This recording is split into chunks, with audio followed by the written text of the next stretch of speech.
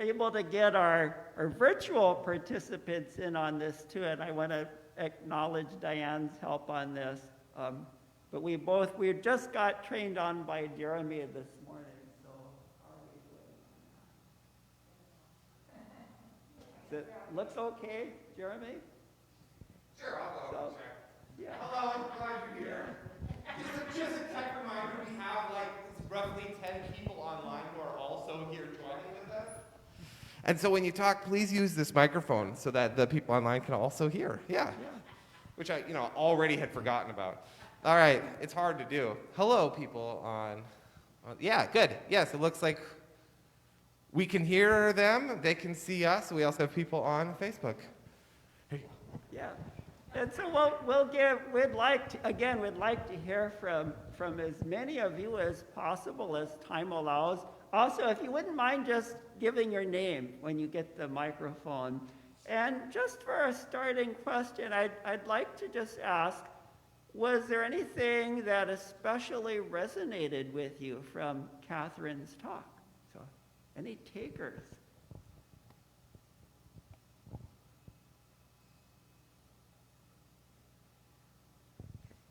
Carol? Hi, I'm Carol Stevens, and I was part of the discussion last week, the book club, and I just got all fired up, and I re-listened to Kiss the Earth, or Kiss the Ground, I forget which, I was kissing something, and it was on Netflix, and Gabe Brown was part of the presentation, and one thing that was brought up in that presentation was food waste and composting. And I just think how easy it would be for all of us to compost. Well, I personally don't have a garden, so where would I put my compost? But that is one, I'm wondering if West Fargo would be a possibility of doing a compost program where we could put a lot of our food waste in. So that's all that I have to ask and or say. Yeah, thank you, Carol.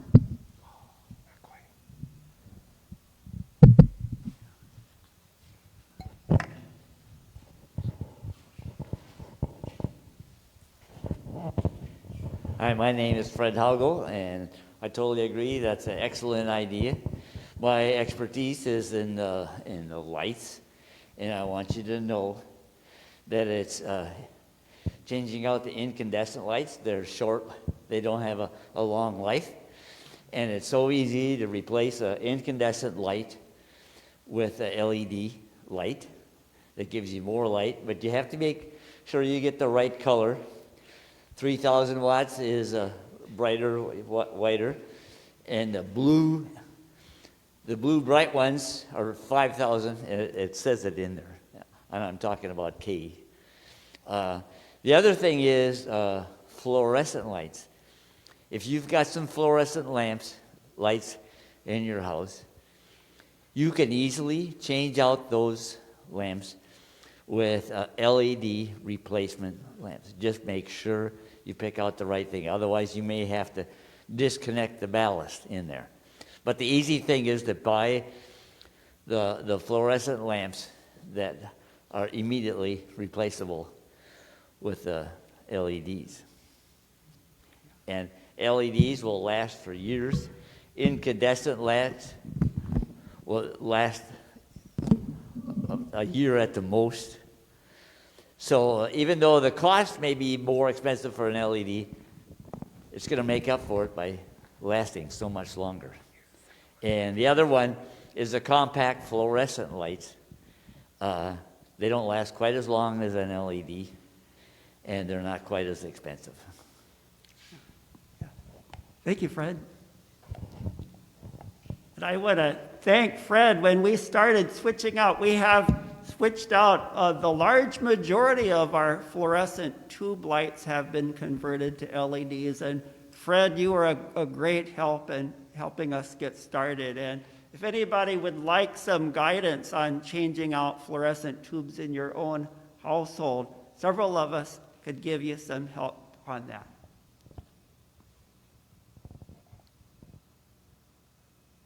Isn't it a little over 500 tubes that we replaced here in the church?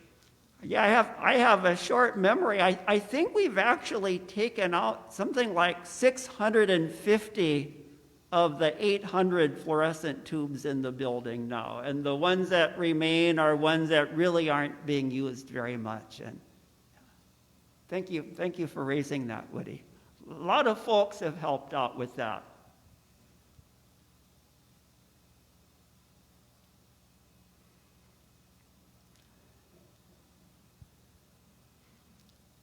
I'm just curious, is there a point where climate change became real and personal to any of you or to any of your loved ones? You know, we're hearing about natural disasters all over the country. Have any of you had that experience yourself where you were involved in one of these disasters that was probably made worse because of climate change, or do you have a family member who was affected?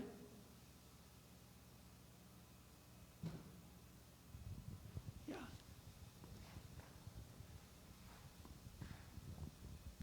My name is Elwood Reekie.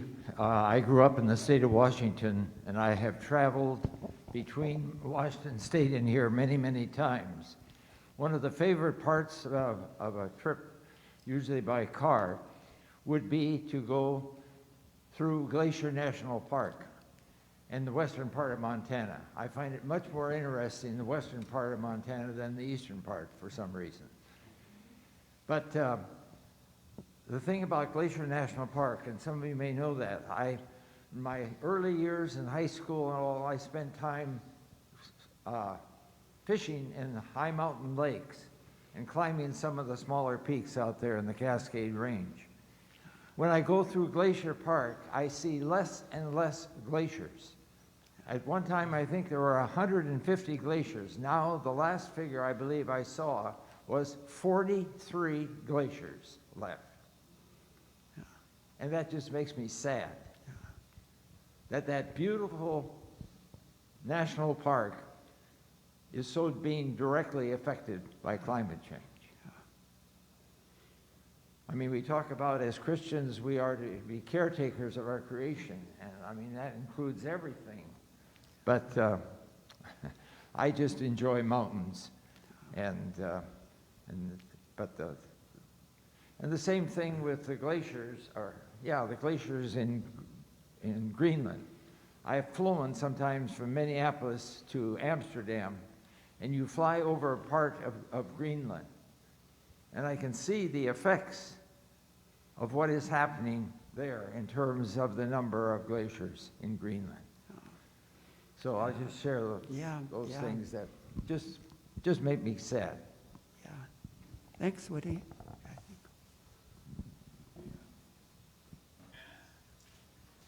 Oh, we have a... Sounds like Alan. Is Jeremy still around? Go ahead and speak up. Oh, we need a microphone. One moment. One moment. Last summer they had, those fires, and the sky was just orange, and they had to wear masks and stay inside. So it was pretty awful for a few days, for a while there. So it didn't sound very good. But I was really struck by the fact that the speaker talked about, climate change being such a political issue and identified with one political party. It's one party was concerned about climate change and nobody else seemed to be. So I think we need to talk. Time for talking, I guess. Yeah. Thank you so much, Alan. Okay, I got the mic. I have many things to say, but like what Alan was saying, I think everybody cares about it. Everybody cares about the earth. Everybody loves the animals, and It's just makes me so sad when I hear about like if any of you come to the film this afternoon, it's called Climate Change: The Facts with David Attenborough. He's that really great British guy who does all the nature documentaries. He's super knowledgeable on that. But it shows about how the flying foxes in Australia are really devastated by the heat, even though they're made to withstand it. So anyway, that movie this afternoon gives a nice overview, and it gives more things to do about that we can do to help do our part against climate change. But the story I wanted to say was I lived in Israel in 1991 or 2 to 94 for a couple years after college. And I remember I just loved it. It was so beautiful. I went water skiing on the Sea of Galilee. That's one of my favorite things to say is I water skied where Jesus walked. And it was so beautiful. And then it was just 5 years ago or so, Selah and I were really lucky to be able to go back there. And I was even able to take her to the same beach called Blue Beach on the Sea of Galilee. And we got there, and I'm like, it was an incredible resort. It was absolutely beautiful. And we got there, and it's like, where is it? What happened? The Sea of Galilee, they had been in a drought there. And this was just 5 years ago, so I can only imagine it's gotten worse. 5 years ago, the Sea of Galilee had dropped 30 feet. 30 feet in, if that was 2005 to 95, 20 years? 20 years. And that was after 10 years of drought. And that drought has been, from all the other movies I've watched, it's clearly a result of climate change. And I just felt so sad for everybody who lives there. I know it's also fueling tensions in the region and, I mean, all sorts of climate migrations and all sorts of refugee stuff too. But I just felt sad to see that. I mean, 30 feet, it's just like, it was this cliff, it used to be the beach was up there. And then it was, now you had to go down in this mud pit almost to go swimming. So that was just one example. Do you just tell them about the glaciers? Okay. We traveled to Alaska this fall, and we went to one glacier on land, and they had posts showing where it was in the 1800s, and it was like 700 feet, if not like 3 miles from where it was now, and we could barely even see it. You have to hike 7 miles up to it. So it was just amazing to see the effects. Thanks so much, Bethany and Selah.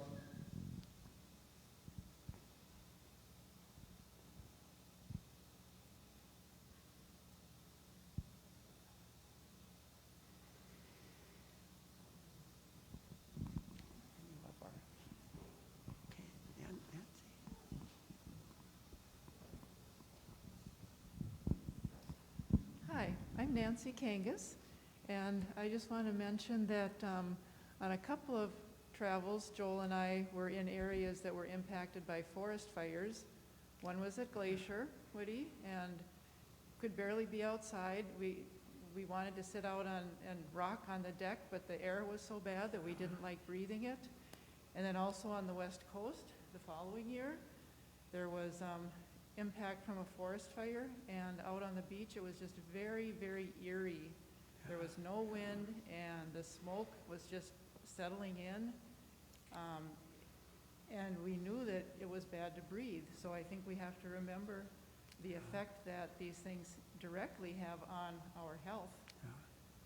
And that was, you couldn't ignore it. You absolutely could not ignore the fact that this was harming our health.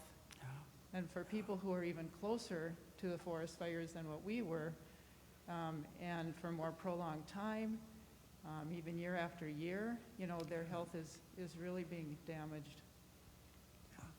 Yeah, thanks, Nancy. So I think this past fall, I kind of realized, I guess maybe I haven't traveled enough or been to enough, haven't been around enough to kind of really see as many changes. But I was really struck by, well, first of all, there was the Ipcc report that came out, and that kind of struck me with how clear it was that we needed to do something, and then also that a lot of the different news reports in the media about different forest fires and floods, I think there was some floods happening in Germany at the same time that there was some floods on the East Coast as well as fires in the West. And kind of one common thing between all those articles was that all of them kind of did seem to mention at the end how like this was something that was being exaggerated or had, well, an effect of that was from climate change. And it kind of seemed like it was becoming very clear that all these things that were happening were from climate change. So I just think it's really important that we, even if it's not like, we don't have as like fires, but we still felt the smoke here in Fargo. But I think it's really important that there's things we can do kind of in our own life, like at home and our personal decisions, but I think it's also really important as a church and as kind of a community that we focus on like talking to our leaders and larger how we can make more of a societal change in terms of climate change versus just individual things, because I think that's how we can make the most progress. So if church can kind of help to push that forward, I think that would be good. Yeah. Thank you. Morning, I'm Amy. One of the things I appreciated in this video that you just showed was her thoughts about finding the connection with other people in conversation.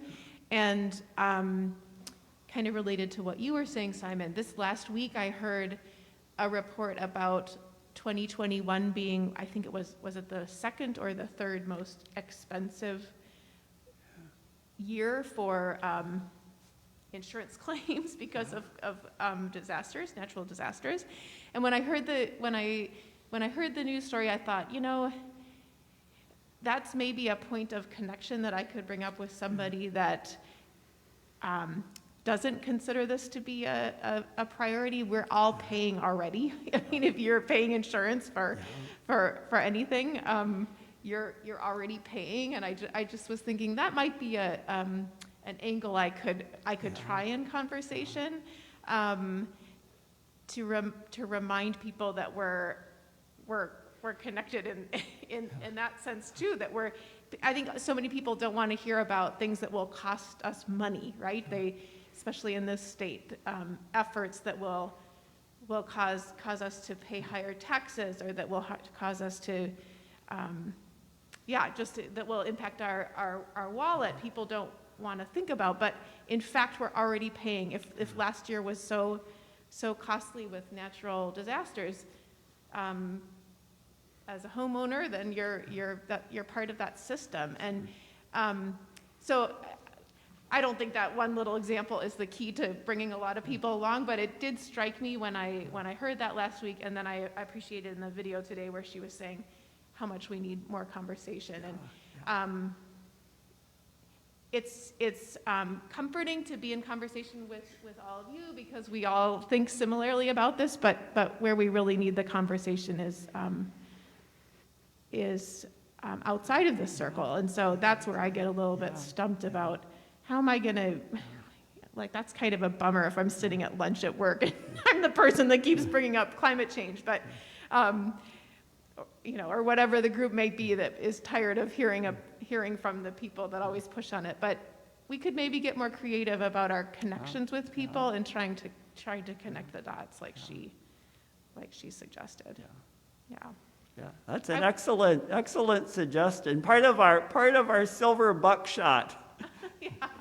I bet if I went back and looked at what we've paid in the way of homeowners insurance premiums over the last 20 years, I think we'd see a pretty big jump, and that's increasing our deductible too.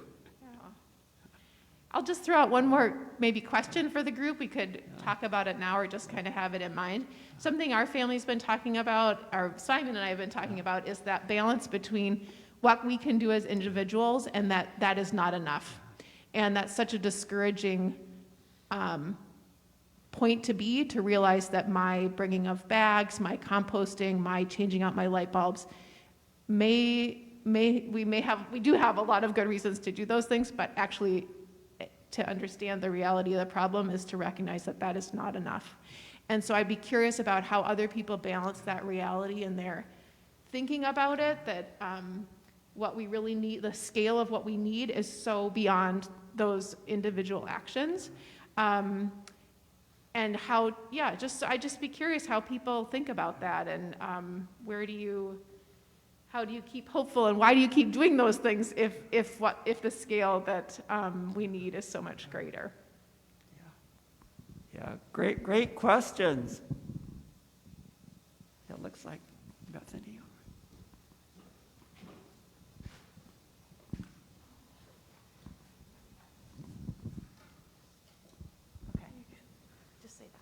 Okay. As a response to your question, Amy, I personally keep doing the small things because other people see them and they ask why, and then I have a chance to say why. So like we have a plug-in a hybrid car, and I've changed my diet a lot, and I'm researching solutions, like what's possible. So yeah, just for other people to see and ask. Do you put that on Instagram then? Occasionally, yeah. Many different things, platforms. Sorry, I'm Bethany. I know you guys have felt that way, and I always keep that in the back of my mind because it's a very, very important question. And I did see something right before the climate thing this fall, which I thought was, it was by the Project Drawdown people. And this is what I took away from, so it was like an article or a report and maybe a movie too of what kind of addressing that and what people can do and the impact that individuals can make. And what I took away from it was in order to, and if anybody comes to the movie this afternoon, it addresses that a little bit too, I think. But what I took away was this, because I was thinking of like a billboard or a handout that I could make. And what it would say would be every single person, every little thing, almost all the time. And the reason that those things matter, and the reason is one, we really can't get to that zero target of emissions by 2050 and 50% less by 2030 if everybody doesn't change. Literally everyone needs to change all their little things. And we can't get there. So from that aspect, it makes a difference. But also, in one of those things I watched, it said, don't dismiss your shadow. And that's kind of what Selah was saying, that when we do these things, other people see, and we get excited about it, and they hear. It's just it becomes a building of a movement or a wave or whatever. And that just simply won't happen unless we all do our little parts. And then other people see it, and it grows and grows. And obviously throughout history, if you study whatever, that is how things change, right? There's historical precedent to show that is an effective way to change when we each do our little parts. So that's helped me, anyway, to motivate me.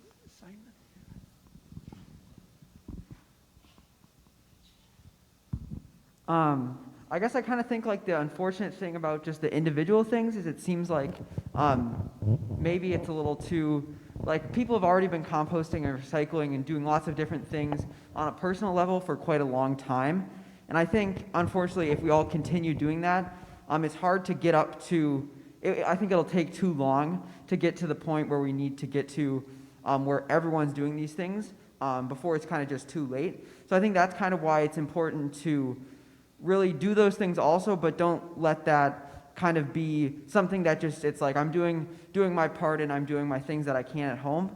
But I think that's why it's most important that you're doing things outside of your home and outside of your in your community, in your church circles, in your talking to different legislators, different people in government in the city, because I think that's where most things change, is when there's policy and when there's actual changes in government or just in the broader community than just in your home. I think that's how we can make a big enough change in the quickly shortening amount of time. So I don't know, that's kind of where I've gotten on that. Hi, I'm Jeremy. I this question about this question for me feels discouraging when I ask it to myself quite often. Of what the problem seems incredibly large, and I feel incredibly small.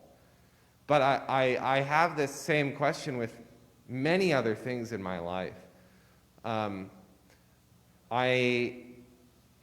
feel like I have this question often for people I know who need truth spoken in their life. And I've been reminded, and I need to continue to remind myself, that it's not my job to save people. Christ saves people. And it's not my job to fix climate change, but God is in control. We are called to do our best. We're called to love people, and we're called to do things. I think, Simon, like you're right on, thinking outside of just my own little sphere of influence, but spreading to lawmakers and to things that can make bigger differences. But also don't be discouraged, because we're called to do our part, and ultimately God is in control, regardless of how big the problem seems. Yeah. Thank you, Jeremy.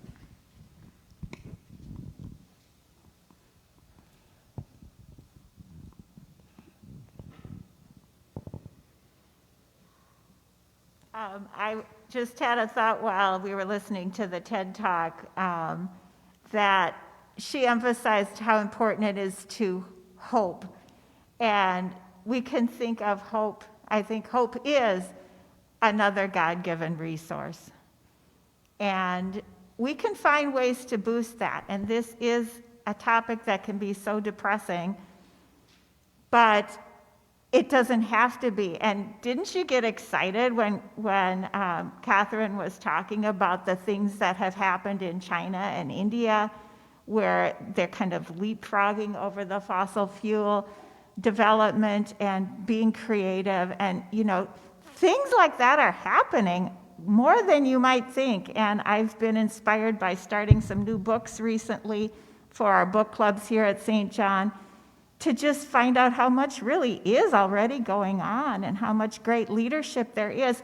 But we don't necessarily hear about it in the mainstream media. And I do think we've all learned through the past couple years with COVID that the mainstream media really feeds on doom. And I think in this case as well.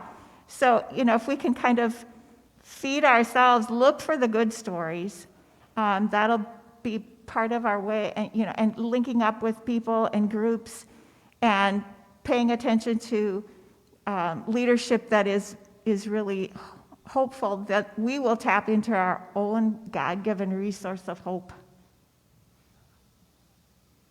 Yeah, and if I could just add to that, Diana and I, we have changed a lot in our own lifestyle and our household just in the last 3 years. And it's this community here has been a big incentive. All of you, your examples and encouragement have really helped us want to make that change. And I have to admit, I've been retired for 3 years now, and that's given me a lot more time to think about this. I know a lot of you don't have that advantage, but now I have time to think about the changes, and I'm just amazed at how many things we can do differently. Really, we're only limited by our imagination as far as things that we can do. And I don't mean just lifestyle changes, but the way we interact with other people. I think that really is the key.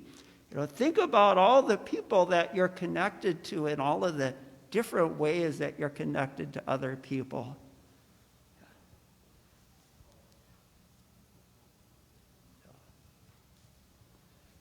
we're getting kind of close to the end of our time, but if you've had a thought now is the time to share your thoughts before we adjourn for this morning.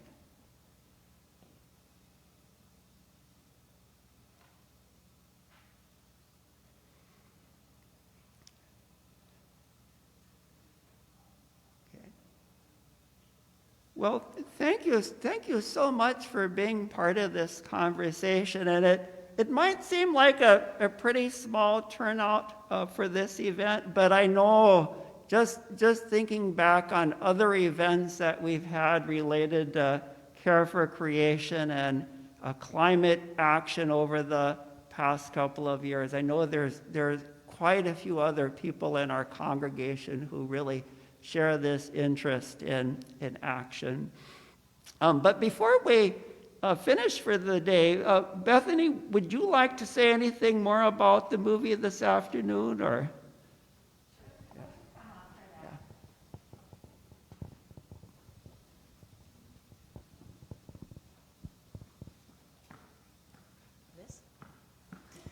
Yeah, so if you guys are free at 2 o'clock today, is that right?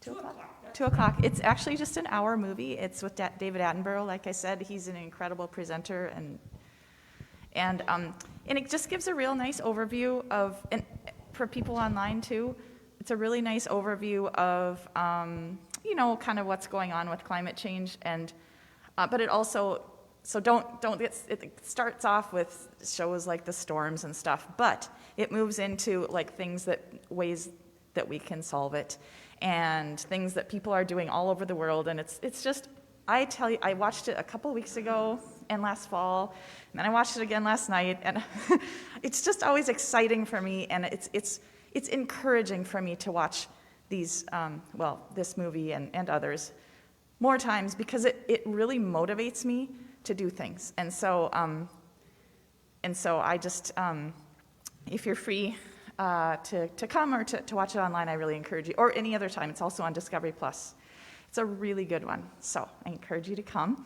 And I'm sure, Dennis, are you going to be saying that, we're going to be doing, in 2 weeks, there's another movie called 2040, which really shows a lot of the, that'll be a Sunday afternoon movie, and that really shows a lot of the things that are happening around the world that people are doing. And I should let you talk about this, but it's exciting I'll just add a little bit about the movie 2040. That is in the spirit of a more hopeful outlook. It's a movie recommended for ages 8 and older, so if you know some youth who might be interested, please encourage them. We have book clubs going on, and I've asked Woody if he would be willing to take a moment to talk about one of the book clubs that will be meeting for the first time this week. Here's the cover of the book, Truth to Power, written by Al Gore. This Tuesday, starting at 1 o'clock, from 1 to 2, will be the beginning of our book club about Truth to Power. Pastor Eric will be leading our discussion, so just want to say it's full of a lot of pictures and all kinds of information, but we hope that if you're interested and have access to the book, the reading assignment for Tuesday is if you can read the first 80 pages. So, Truth to Power by Al Gore. Yes, the book clubs are available by Zoom. That's right. Yeah, we have two. Woody mentioned the Truth to Power. We have the All We Can Save book club. Even though you may have missed the first session this last Monday, we meet every other week, and you can join in at any time. That's available by Zoom also. And really, we hope to have activities throughout the year. We're looking for ideas. We're looking for ways to build up that supply of silver buckshot, right? It's a continual process to get more of that silver buckshot. We welcome your ideas. We're also looking for people to help plan and organize activities this year. So I think that's a good place to stop. Any other announcements before we adjourn? Yeah. Well, again, thank you so much for joining in today. Have a great day. Hope to see you this afternoon.